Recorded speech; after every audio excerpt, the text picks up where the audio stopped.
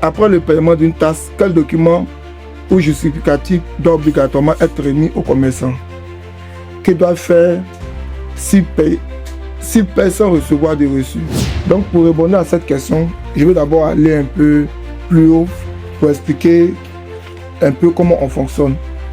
Nous avons divisé Songon en 3 zones. Nous avons la zone Abadien, qui est la première zone. Nous avons la zone Djepo, qui est la deuxième zone. Et puis nous avons la zone Songon, qui est la troisième zone. Ça, c'est dans notre découpage au niveau de recouvrement.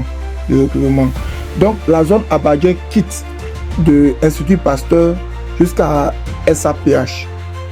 SAPH, le carrefour Ayiwayi, où il y a le bas-fond. Juste après Gémi, c'est là-bas la zone Abadien s'arrête. Maintenant, dans cette zone, on a défini les secteurs. Les secteurs, c'est les quartiers. C'est-à-dire Abadien Kouté, c'est un secteur. Abadien Doumé, c'est un secteur. Donc, du carrefour Bembeso jusqu'à Abadien Kouté, Abadien Doumé, Cité Béni, ça c'est un secteur. De Bembeso jusqu'à la forêt, c'est un autre secteur. De Institut Pasteur jusqu'à Carrefour Diallo, Abena Bembeso, où il y a l'église de l'autre côté, à côté, où il y a centre commercial, Songon, tout ça là, c'est un secteur. Est-ce que vous voyez? Maintenant, de là-bas, de Bembeso, pour venir jusqu'à SAPH, c'est un secteur. Vous voyez? Donc, ce sont des secteurs. Donc, j'ai nommé un chef de zone et son adjoint. Donc, tu couvres toute la zone. Maintenant, à son sein, il a ses adjoints qui sont les chefs du secteur. Donc, il y a un qui prend au niveau de Carrefour Bembeso pour rentrer jusqu'à Abadien Doumé. En passant par Abadien Kouté, Cité Béni, vous voyez l'axe. Il y a un autre qui prend de Abadien, de Bembeso toujours, sur le côté gauche, pour aller jusqu'à la forêt.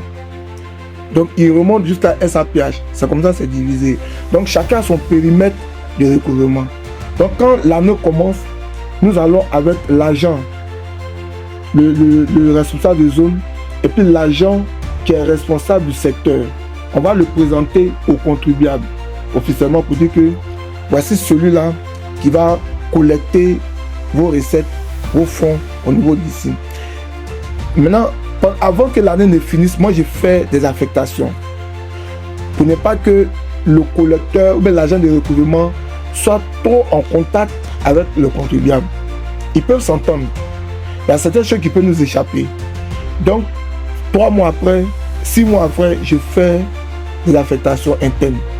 Donc, si monsieur Xavier est sur l'as Bembeso Abadien Doumé, à un certain moment donné, je peux le changer, je le mets sur un autre secteur et puis j'envoie l'autre. Donc, lui qui vient le prendre, qui va travailler, s'il y a des imperfections, on va savoir. Ça ressort. Donc, c'est comme ça que je fais vraiment pour les tacler, vraiment je fais pour les canaliser.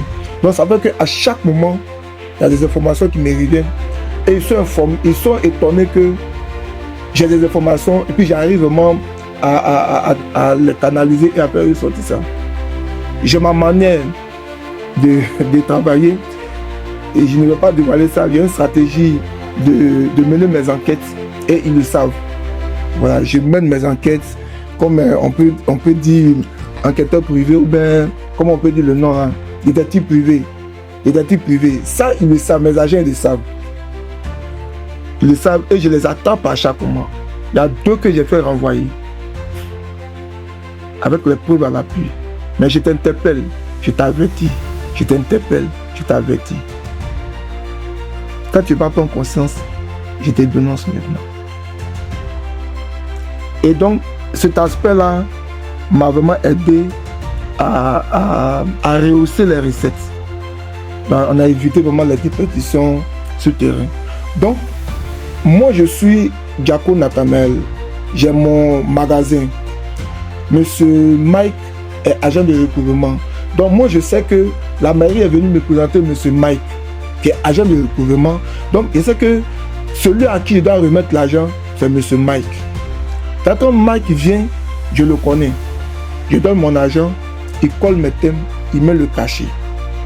Donc le jour où Mike peut me dire que j'ai un problème de thème, et si je ne peux pas venir les thèmes, Donc l'argent, je m'en vais, il va revenir. Parce que ça aussi, j'ai réglé ces cas-là. Je m'en vais revenir. L'argent, lorsqu'il revient pour collecter, il ne passe plus là-bas. Il fait 2 jours, 3 jours, 4 jours.